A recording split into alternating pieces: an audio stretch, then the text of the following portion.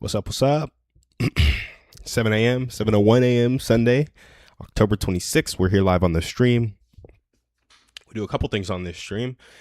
Every morning from 7 to 8 a.m., we're looking to help people get more connected and help them feel a bit less stressed. Here's how we do it. We help people get connected by answering their community questions and their communication questions. As my community here in Austin grows of dog parents, I'm sure people will have questions about play dates, about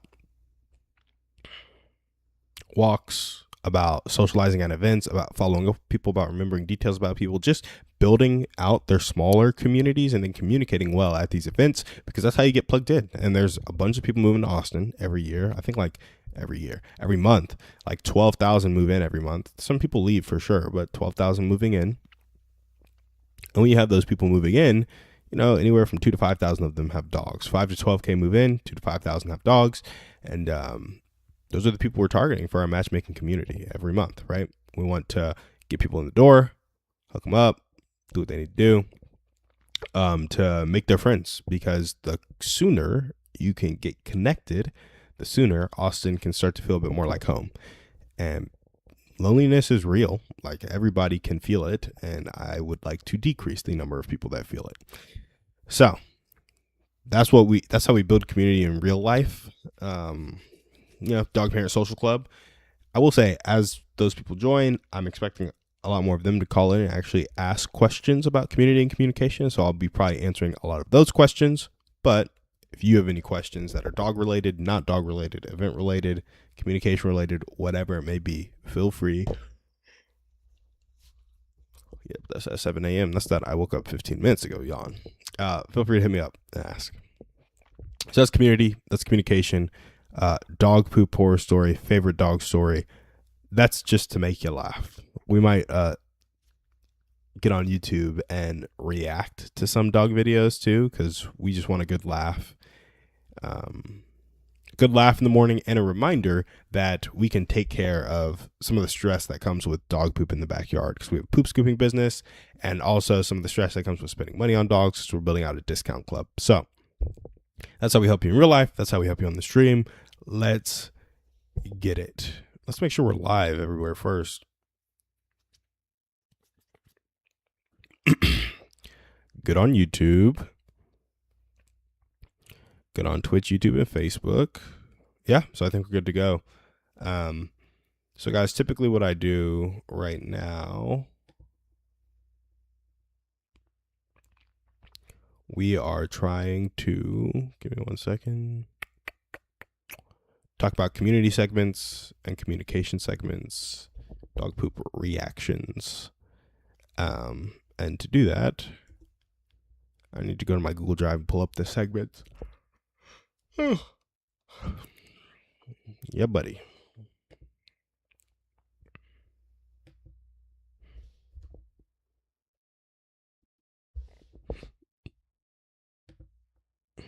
There we go. All right, let's see what we got cooking up this morning. Can everybody see me? Yep. Good to go.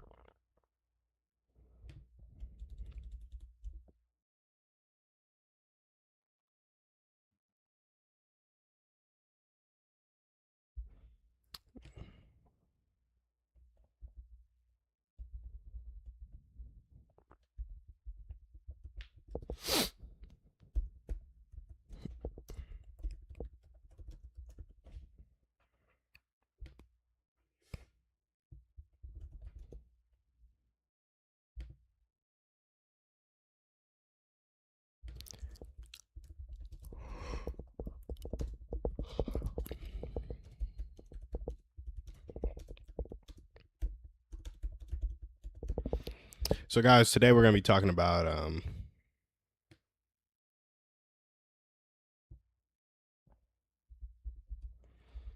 little bit about communication. And when we're talking about communication, the domain we're talking about that's super important to communication is actual connection. You don't want to be talking to people and not connecting with them. And so, in order to connect with them, we want to become genuinely interested in others. That's what we're going through right now. And to do that, well, one aspect of it is remembering key details that they share. So this is gonna be like, okay, how do I remember key details they share? What's the number one thing people forget within 5 seconds of meeting somebody, but is super important to the other person? Obviously, their name. It's super easy to forget people's names. I'm the first one who you'll tell me your name, and 10 seconds later, that was meant to be a whistle. Gone from my head, right? That was a sad fail of a whistle. But so the question is, what do you do when you forget someone's name? And that's what this segment's going to be about. I'm just actually getting down what I do.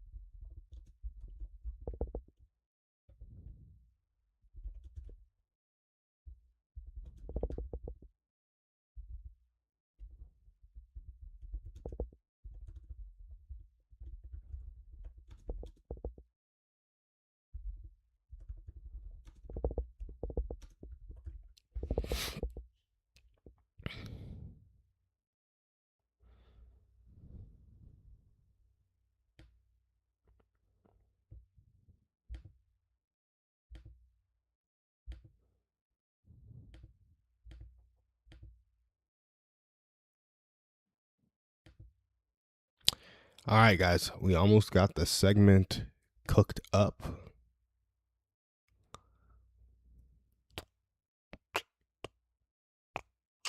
Let me put this on chat so I see if anything from chat comes in. No text-ins, no call-ins. Here we go.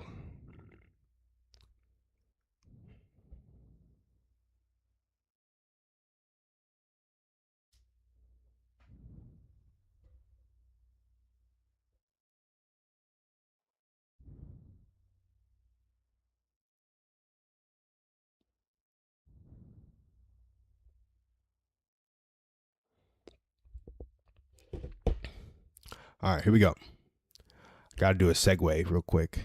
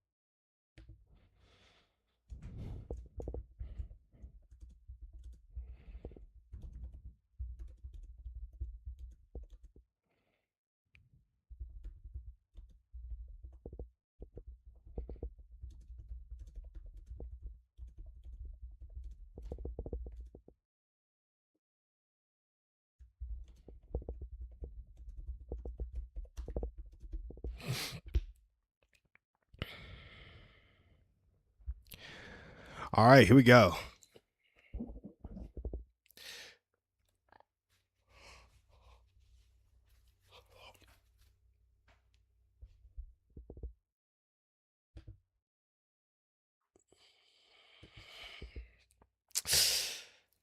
So, not to flex, but I'm pretty freaking good at recovering from forgetting names. And I use these 4 tricks to figure out somebody's name again when it slips my mind. So, hopefully, they help you too.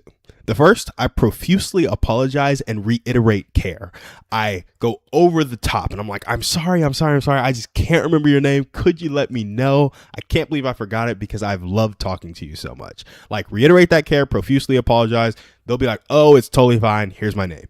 And you guys will get to laugh about it. They'll feel really loved by it, even though you forgot their name, right? The second, wait for somebody to call out their name and then write it down. This is a super simple one because you don't really have to admit that you forgot their name. You just kind of wait to hear it and you refer to them with body language or eye contact in the meantime. The third thing you could do is use the I'm a dad trick and go confidently for the wrong name. So maybe their name is Peter, but you go Michael. And then they're like, not really Michael. It's like, what? I was so sure your name is Michael. What is it? Right. So they'll be like, they'll feel a little awkward because you were so confident. It was like, it's not quite right. And then you could be like, but you were really confident though. And the key here is you can go back and like laugh at it. So you have to be able to laugh at yourself to get out of this one. Right. The fourth thing I'll use is ask somebody around you that knows them or was also introduced to them that won't put you on blast. And the won't put you on blast is key because if they make a big scene of like, oh, so-and-so forgot your name, you've kind of, it has defeated the purpose of going to ask them. So ask them if they know them or were introduced to them and make sure they won't put you on blast because you trust them because they're a friend or they're just a kind person. Remember, forgetting names is normal. Recovering gracefully is the real skill. Use these 4 methods to save yourself from the embarrassment of forgetting people's names. So that's the clip, guys. That's the first segment on communication. I'm not gonna lie, wasn't that big a fan of that one, but it's real. And I'll tell you what,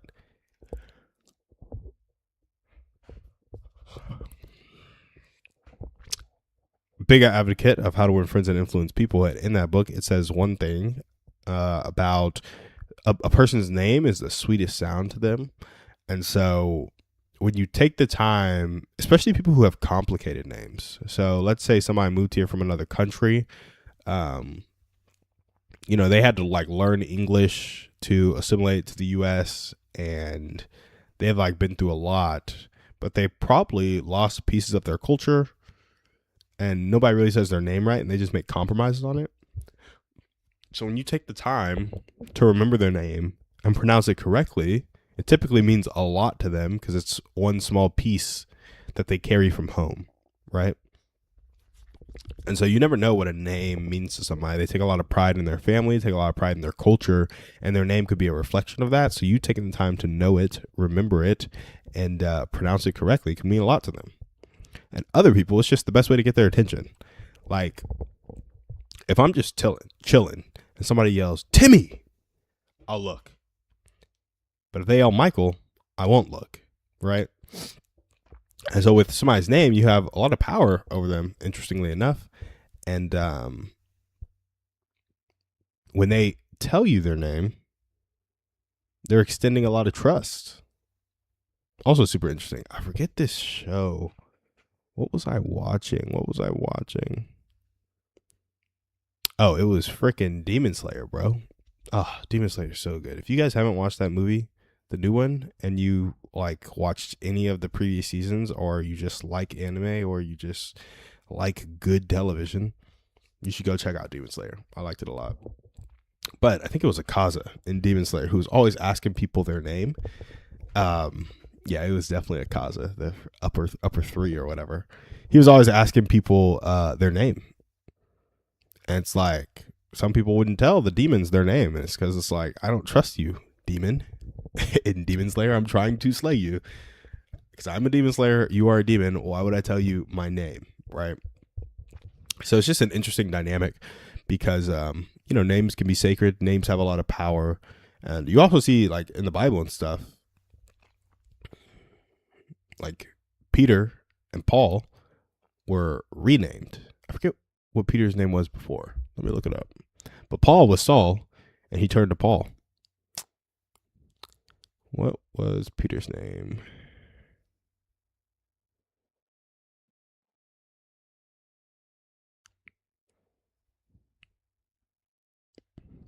What was his name? I should know this, bro.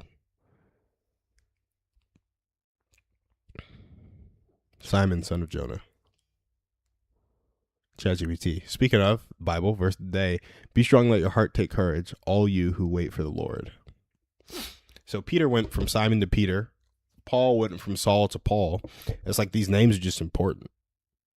Like, they're just important. And so when you take time to remember somebody's name, or you have forgotten somebody's name, forgetting somebody's name can be a bit offensive. You know, one, it communicates you're not important to me, and two, it's like you forgot something that's like a pretty unique identifier for me, you know? So that's why I always start with the first step, like profusely apologize, feel horrible about it, because you got like slight horrible person points for forgetting their name, but it's not a big deal because people are usually very gracious and just gracious with their grace. I don't know. Side note, Bridgerton is so funny. Like how they refer to each other as his grace, her grace, your grace, my grace. I don't know. It's just funny. It gets me. Anyway, when you profusely apologize, it's very important to go over the top. So it's like, oh, I'm so sorry. Like, I cannot believe I've forgotten your name. You just told me it 2 minutes ago, and we've had this lovely conversation, and it was like great to get to know you. So I want to cement your name. Can you tell me it one more time? Like, profusely apologize. Go over the top with that apology. Be like, bro, I forgot your name. Can you tell me one more time? It's like they don't care that you don't care, and you don't care by the way you communicate. It's like it just does nothing for anybody.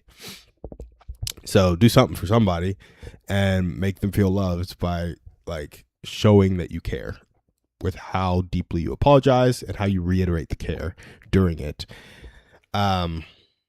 Just to like lighten the blow a little bit, lighten the moment.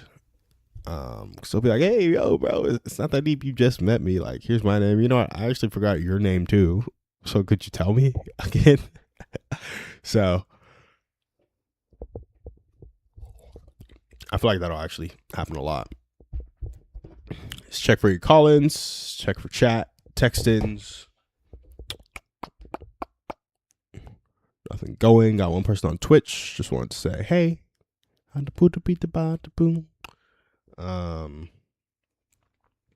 Cool. So profusely apologize and reiterate care. This is a simple one. Wait for somebody else to call out their name and then write it down. The awkward situation I thought about with this one is like, what if they call out the wrong name and then you just get it wrong? I guess then you move to step 3, but like I could totally see that happening because people suck, basically. Use the I'm a dad trick and confidently for the wrong name, and then double back to ask again if you get weird reactions. This comes from my in-laws. Gracie would always talk about how her dad does a great job of like confidently going for the wrong name, and he's just so sure that it's the right name that sometimes people don't even correct him, because it's a one-off interaction. But if you do it and it's the wrong name and you get a reaction, just double back and ask again using the profusely apologize and reiterate care. Now this takes a bold one, and you have to be able to laugh at yourself, but instead of like apology to care, it ends up you laughing at yourself and making a fool of yourself. Be like, well, I can't believe I did that. What is your name, man? Sorry about that. And then you laugh at yourself a little bit, and you kind of make I'm not saying be self-deprecating, but a self-deprecating joke goes a long way for lightening the blow. Let's see what we got. Oh, ask somebody around you that knows them or was also introduced to them that won't put you on blast. So if you have a good friend in the area and it's like, hey, yeah, we both kind of heard their name, ask them. Be like, hey, what was their name again? And then you guys both cement it in your brains. Or if you're introduced by a mutual friend, you can ask them. Just make sure that they won't put you on blast. Typically, strangers won't put you on blast, and good friends won't put you on blast. But every now and then, some people have some friends who just like to put you on blast. So if you don't want to be put on blast, make sure you trust the people you're talking to, or you're not close enough with them for them to put you on blast, right? So anyway, that's what we got there on that communication segment. I want to like react to dog videos on stream, but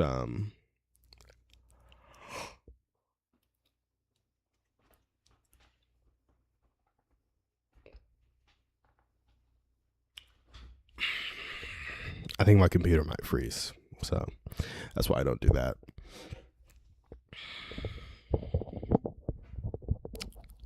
Let's see.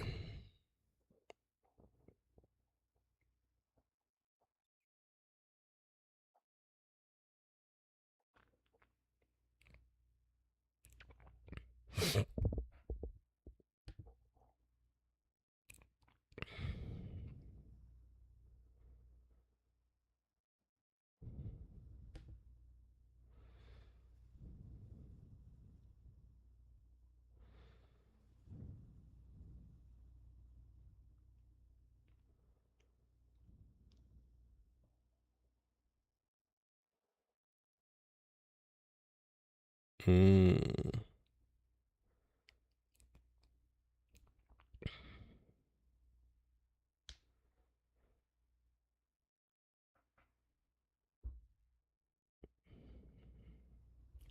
Interesting.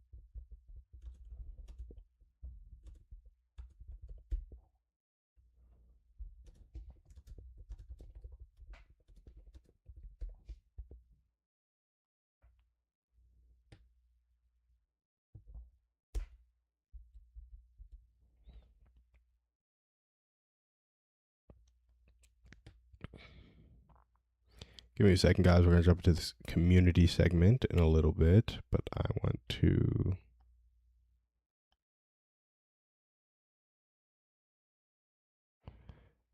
make sure we get the hook right.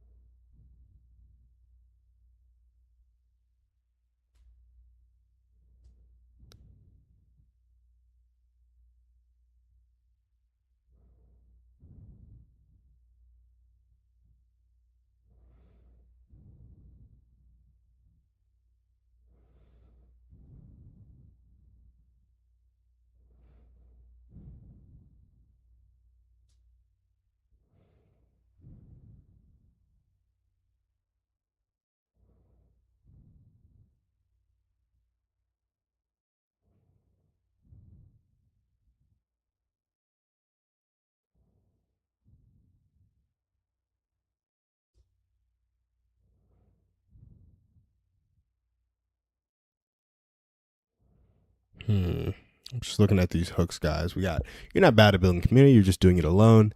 If you're the only one planning, that's not leadership. That's martyrdom. Here's why your group chat never helps until the day of the event. You're doing all the right things, just with the wrong rhythm. Stop begging for help. Start casting vision. People want to join. The reason no one helps isn't apathy, it's ownership. Here's how to create it. You're exhausted because you're carrying community instead of co-creating it. Everyone loves the party until it's time to plan it. Here's how to flip that. You don't need more helpers, you need co-owners.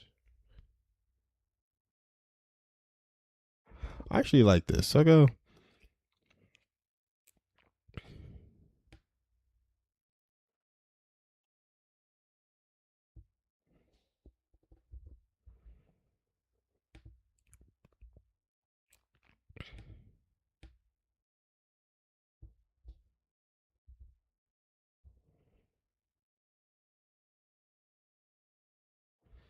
we'll hit a segue.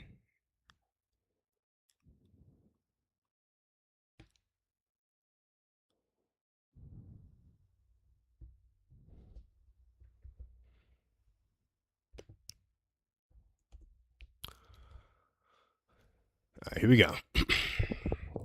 So, guys, we're talking about community. We're talking about the characteristics of community. One of the ones I hold near and dear to my heart because I love quality time is proximity.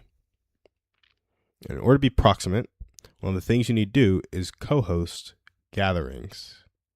So, a question somebody might have is, why does planning stuff always fall on me? Like, you say co-host gatherings, but really what you're talking about is me hosting the gathering, because nobody wants to host with me. And here is my response back to you. You're exhausted because you're carrying community instead of co-creating it. Real community doesn't come from doing more. It comes from inviting others in early. The first thing you need to do to invite others in early is cast the vision. Have something to invite them into, because the people perish without a vision. The second thing, once the vision is cast, is to ask for help. Now, some people have friends around them that will not help them with the vision because they don't want to be in community, and that's okay. You got to wipe the dust off your feet and keep going, because that takes us to step 3. If you ask for help and people say no, you want to invite people in who want to help and have a reason to help, which loops us back to step 1. If you want people to have a reason to help, cast a vision that is exciting enough for them to want to help. And after you've cast the vision, asked for help from your immediate people, and then if you got not enough yeses or you got too many no's, you want to invite people who want to help and give them a reason to help by linking their desire to the vision. The fourth step is leave it alone, because now you've gotten good people around you who are willing to help and who are excited to help. So you need to leave it alone and let them do their thing. You don't burn out building community if you build it with people. So make those invites. Cool, guys. That's our little segment on community. And I feel like I'm going to go through a little thought experiment for the next 10, 15 minutes about how I could apply that to the dog parent community. Because right now, I hop on stream every morning at 7 a.m. That can be a little exhausting because, well, it's like sometimes nobody comes, and I'm really on this for call-ins about community and communication.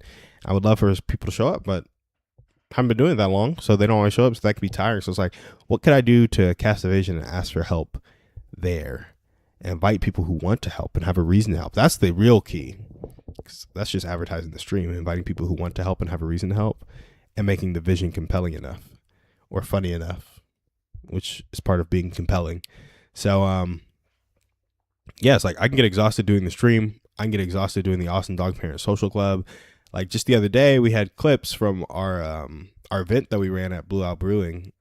I don't know, 4 or 5 days ago or something like that. We had clips, videos, and pictures that my wife took, Gracie.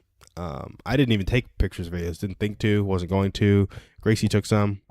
That was super helpful because now we have something to post, right?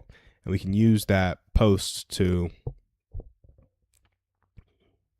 just keep the good times rolling, if you will. Yeah, and I needed help to do that. Like I needed help to capture the post. I needed help to post the post because I was focused on other things. My brain was here or there, and sometimes it's just a confidence thing. Like you got to pull yourself out of this negative thinking and actually execute. If you don't plan well beforehand, or you're kind of in the beginning of doing something, execution can be very intimidating and it's easy to procrastinate. I know you all know what I'm feeling. And so when you have help, what you also have is a form of accountability. Like if Gracie didn't take those videos, she wouldn't have asked me about those videos. Those videos never would have gotten posted. So it's very important to have people around you that can hold you accountable. And that's part of asking for help. That's part of having people pursue the vision with you. They're like, so where's this progress at? What are we doing? What's the plan? What's this? What's that? What's that? And so I feel like that's a cool thing. But when you're casting the vision, um, like I have this idea of helping people who are lonely feel connected. I think anybody who is lonely can get behind helping people feel connected, right? That's just, I don't know. They know how much it sucks to be lonely, so they can get behind it. Now, I will say, hold on one second.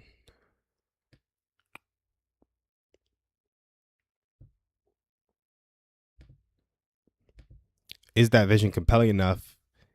Is it enticing enough? Is it specific enough? I don't think so, actually. I don't think so.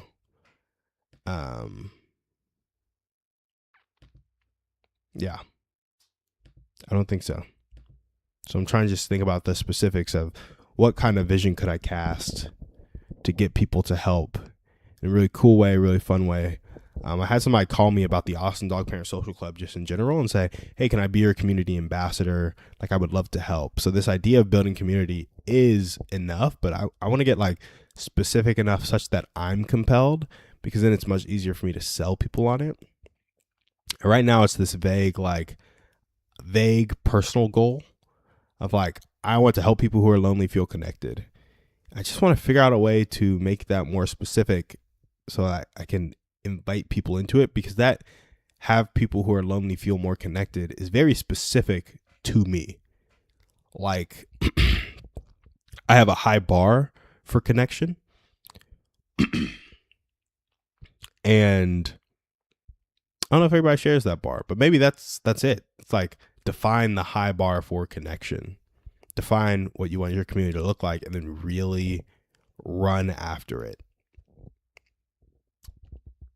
This was helpful, guys. This was helpful because I feel like, Gary Vee is always saying, you're the niche. And I think I have a particularly high bar for community just because I'm such a quality time guy. And I find it strange that people can live such separate lives and be so close. It's like, you're not that close. You may feel like,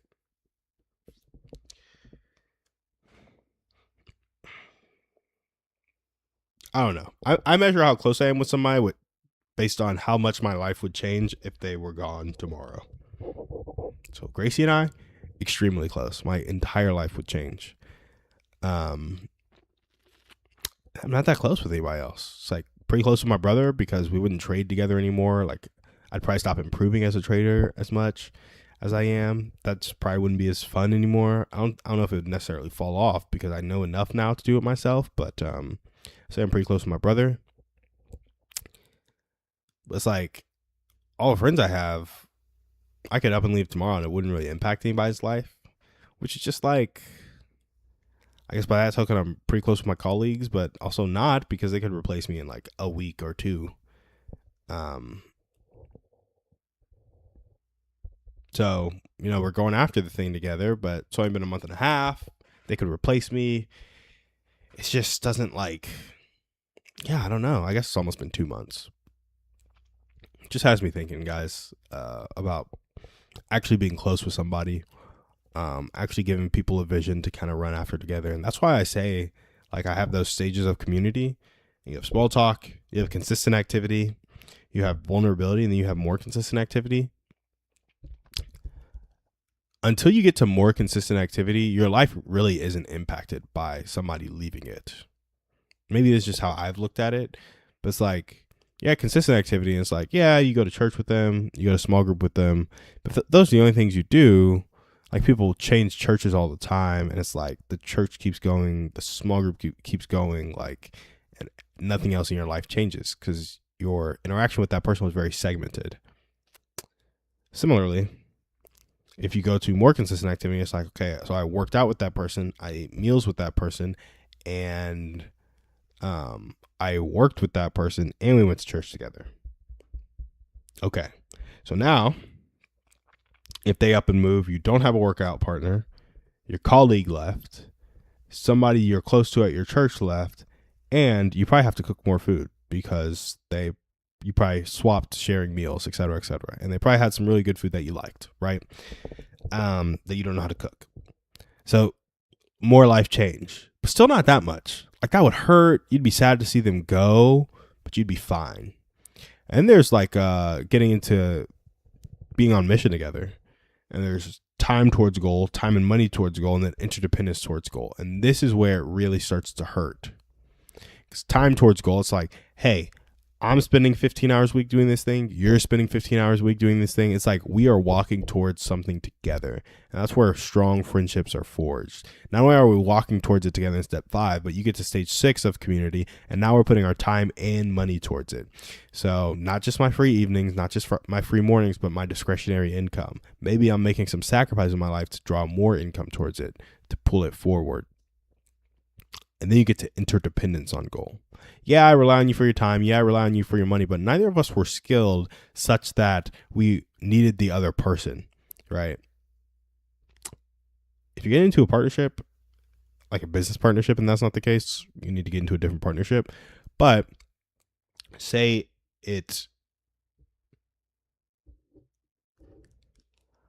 you guys are starting from zero and you're developing those skills together. Eventually, you're going to specialize. And when you specialize, say it's like this person's really good at talking to people, like one-to-one or one-to-small group, and I'm good at doing a lot of public speaking. So they get really good at leading small groups. You get really good at public speaking. And that's how you guys are kind of building out your community. That's some interdependence. So now you guys are putting time towards it, maybe 15 hours a week, money towards it, maybe $1,500 to $5,000 a month, depending on what your income looks like and what your expenses look like. Could be $500 a month, could be $200 a month, but time and money. But now you're interdependent. It's like, hey, there's a piece of this that is like we deal in small groups. Then there's a piece of this that we deal in public speaking. If you leave me, I have nobody to deal in small groups. And that compromises the mission and changes my life and adds a lot of stress to my life in a very real way. So until you're depending on somebody to cover something that is important to you and important to the mission, I feel like that's where peak closeness is, because you're working really hard towards something together and I'm depending on you. And I don't know like the inherent definition for trust, but I have stage 3 vulnerability. So stage 1 is small talk. Stage 2 is consistent activity. Stage 3 of community is vulnerability. It's where you start to tell people about your life after a little bit of consistent activity with them, right?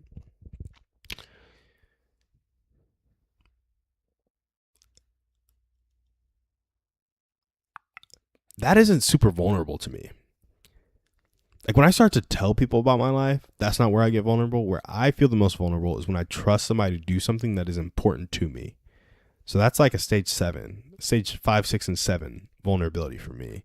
But I have vulnerability because some people have trouble telling people about their past, telling people about how they feel, telling people about this, that, and the other. I don't have as much trouble with that because I know you knowing that information can't really do anything to me. Like there's no real consequences. But if I trust you in the face of consequences, that's where I feel vulnerable. I don't know. Maybe that's just me. But I don't even know how I got on that tangent.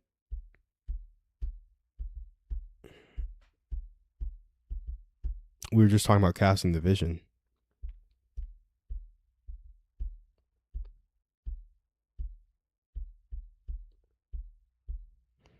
Yeah, but ideally that vision is like we move from consistent activity to time on goal, money on goal, interdependence toward goal. And I was just really wanting to discuss how one, vulnerability is in stages 5, 6, and 7. And really the vision should be specific enough and serious enough that you can move throughout the whole stages of community with the vision. And you have ways to kind of get people from small talk to consistent activity to like, hey, let's do something really awesome together. Sounds like a sales funnel, and honestly, it kind of is, at least how I think about it, which I know sounds inauthentic, but sales at its basic root is just like helping somebody get out of the way when they're thinking about doing something that would be good for them, right? I'm not forcing anybody to do something. I'm like, hey, here's some offers. Here's why it makes sense for us. Here's why it makes sense for you. If it does, like, let's move forward. If not, no worries, right? So just some stuff that I am thinking about when it comes to community. Gary Vee is saying you're the niche, and like it was my real viewpoint on community. I think that's what it is. So I was talking about these stages because I'm like, that is what I feel about community, and maybe I just make the vision more specific to those stages. It's like, hey, I want us dedicating X amount of time, X amount of effort towards this goal, towards this end. It's like that will attract some people and it won't attract others, comma, and that's okay. So that's what casting the vision is. That's what I'm thinking about when I'm thinking about casting the vision. But then asking for help, this is a hard one for me.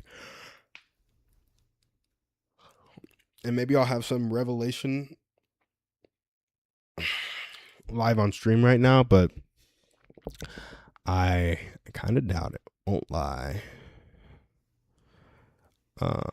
Sorry guys, I'm checking my ads real quick.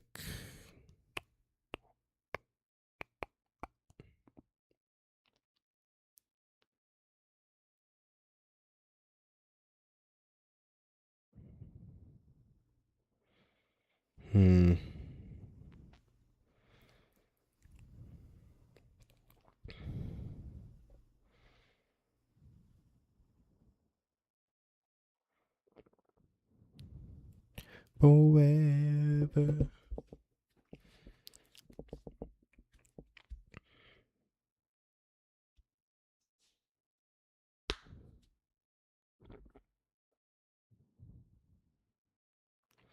I will run to you. I will worship you. Sorry guys, got sidetracked because my ads.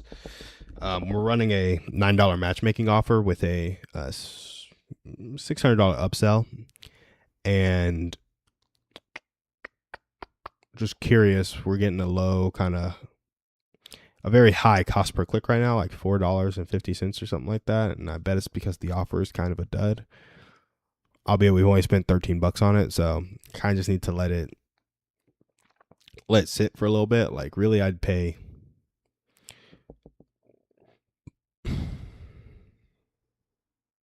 $300 to get a client for the $600 upsell. So if I can get like $50 to get one person to sign up for the $9 thing, and then 1 out of 5 of those sign up for the higher thing. So 1 out of 6 sign up for the higher thing, I could pay $50.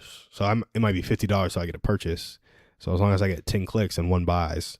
Anyway, sorry for talking about math. Nobody likes when I talk about math, but I like when I live in the business math side of things.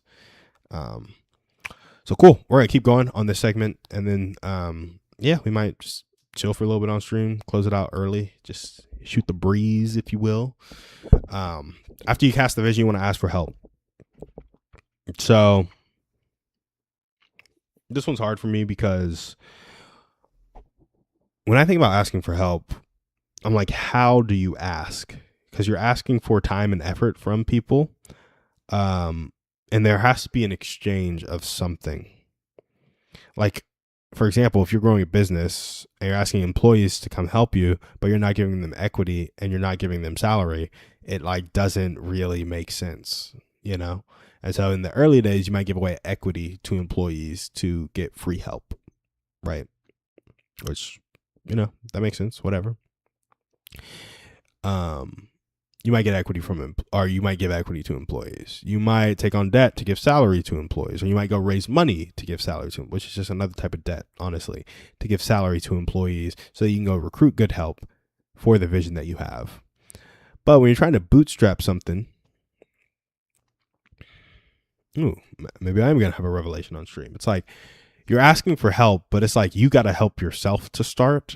And you have to become something that is exciting enough to want to help. So you can't just have somebody do the hard work for you. You have to go through the hard stuff to become an inspiration. And then after you have become an inspiration, maybe you've produced some results and resources that you can deploy to get help. Or maybe what you've done is so cool, people just come out of the woodworks to start to help you. But the key is to start doing something. And so I think I've gotten caught up here. It's like I've cast the vision. I'm like, ooh, this is so exciting. Like, yada, yada. Let me go ask a bunch of people for help. And it's like, can you execute that at all? Even a little bit? Nobody believes it.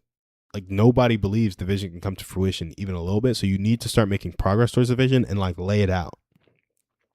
A dream without goals is just a dream. But a dream with goals can become a plan, right? I think that came from a Denzel speech I watched in the past week or two. And so if you have a huge vision, but you can't bring that vision from this big, hairy, audacious goal 15 years from now to right now, it's going to be really hard to ask for help. Because one, you don't even know what you need to do right now. So you don't know who you need to become. You don't know what kind of help you need. But two, you can't demonstrate any sort of progress towards the goal. Because if you can demonstrate that your plan's working, but the goal is a long way out, it's much easier to convince people to join you for the ride. At least that's how I think about it.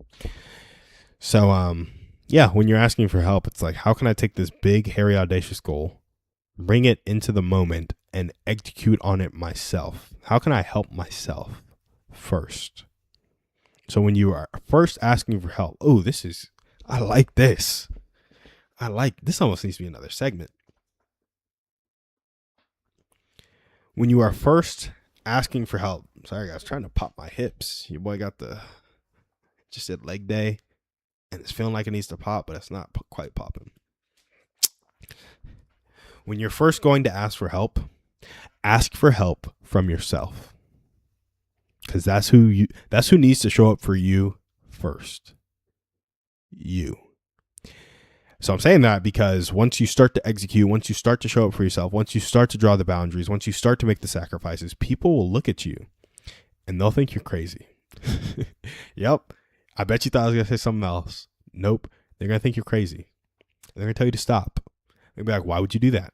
And those are the very people who, this is you asking for help. You're showing up for yourself to start. If they're discouraging you, cut them out. Or at least decrease the amount of time you spend listening to them and decrease the amount of credence. I think, dude, credence. What does that mean? I think it's to give credit to. I don't know, but if it does, that was baller that I just pulled that out like that. Let's see. Oh, Credence is a dark romance novel by Penelope Douglas. Wow. Another last name Douglas. Shout out Penelope. Belief in or acceptance of something as true. Boom. Your boy killed that. Stop giving credence to negative people's opinions. Don't believe it.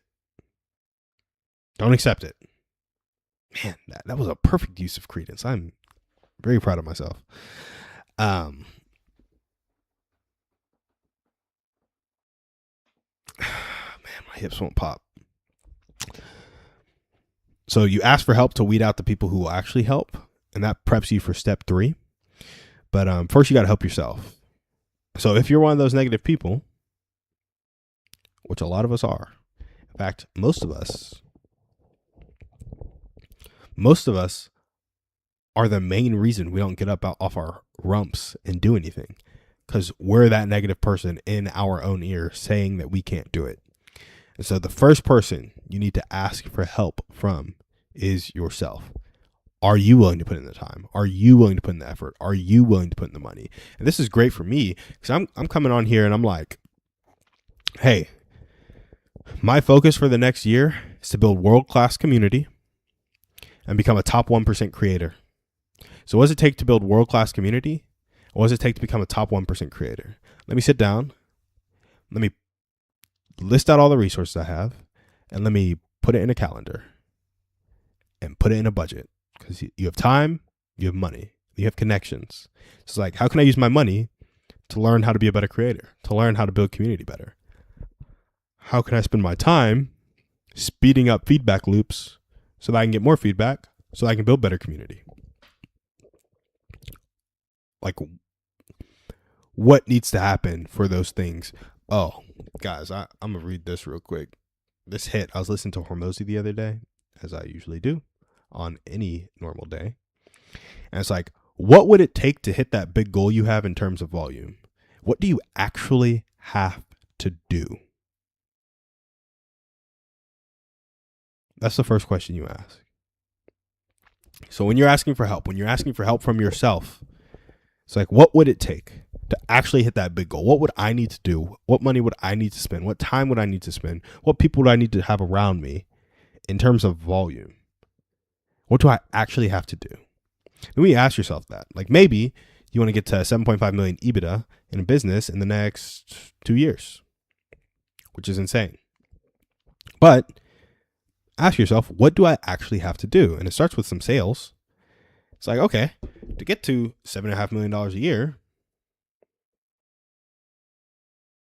in profit, say you're at 40% profit margin, you have to do $18 million in revenue. Divide that by 12, that's $1.562 million a year. If you're at $1.562 million a year,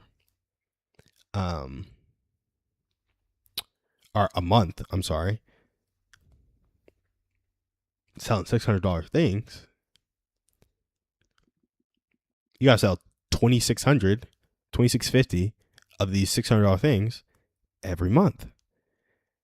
And if you have to sell 2,650, but only 15% upsell, that means you need to sell $17,009 things, 17,666 $9 things.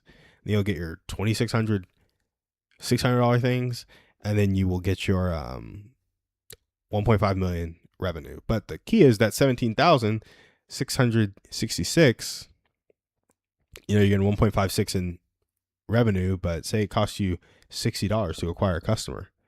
It's like $1,060,000 in ad spend to like get those 17,000 people to sign up to give you $9, and then they give you $600. But as you can see, now we're at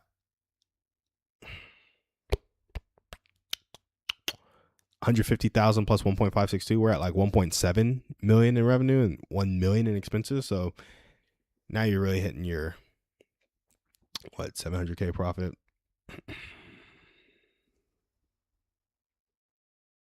Yeah, and you hit your 8.4. Like, look at that.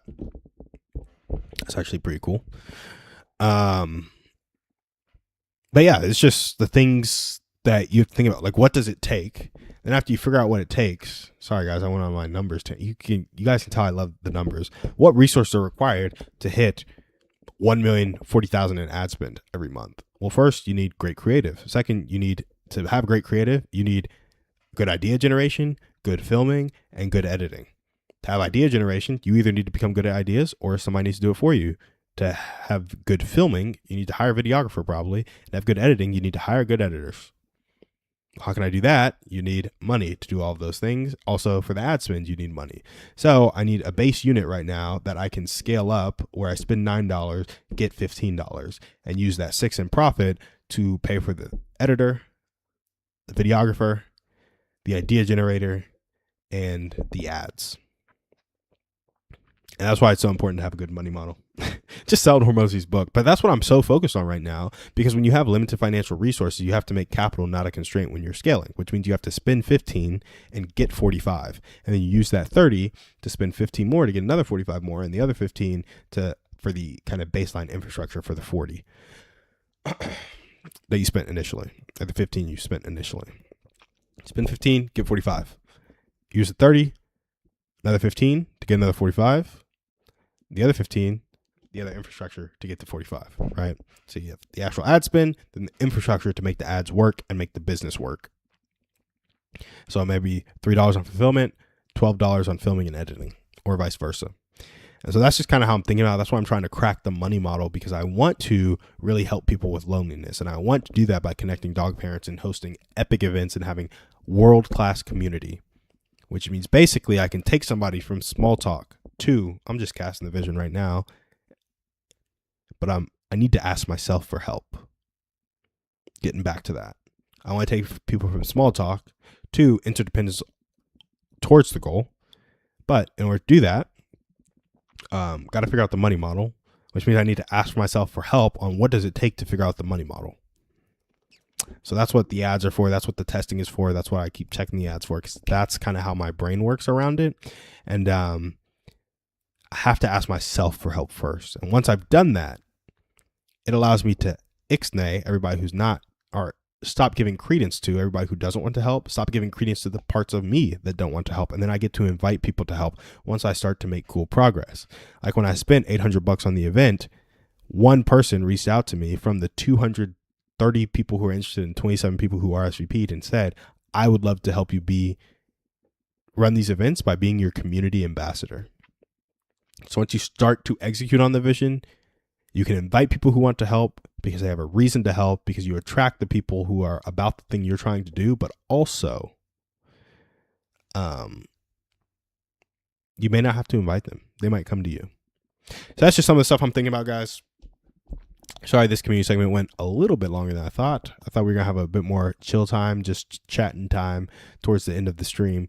But, I'm just trying to help people feel more connected. And to do that, it costs a decent chunk of money. So I got to figure out how to cycle money quickly.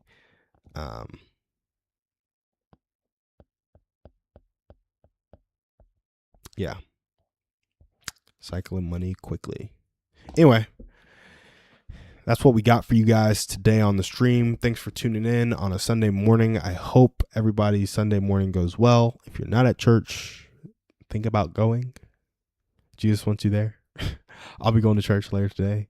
I think I got a lift coming up too. We're gonna hit the gym, probably walk around the lake a little bit, and then just chill. I'll check my ads.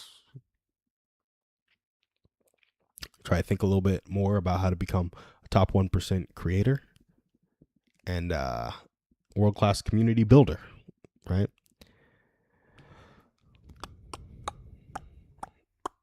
Cool. Last check for chat.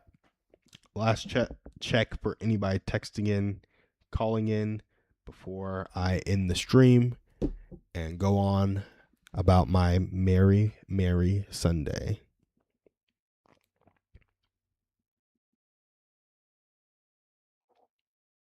All right. Got nothing. Appreciate you guys. Thanks for joining me to talk about community. Thanks for joining me to talk about communication. Eventually, I'm going to get another computer hooked up to a desktop or two. And once I get it hooked up to those monitors, so I have the computer, I just need the monitors. I think I'll be able to have two things going. I'll be able to have the stream going, and I'll be able to share my screen. So you'll be able to see me trade every morning. You'll be able to see me react to dog poop horror stories and favorite dog stories on YouTube and such. And so I think that'll be pretty fun. But appreciate you guys coming out, and we'll see you tomorrow on the stream.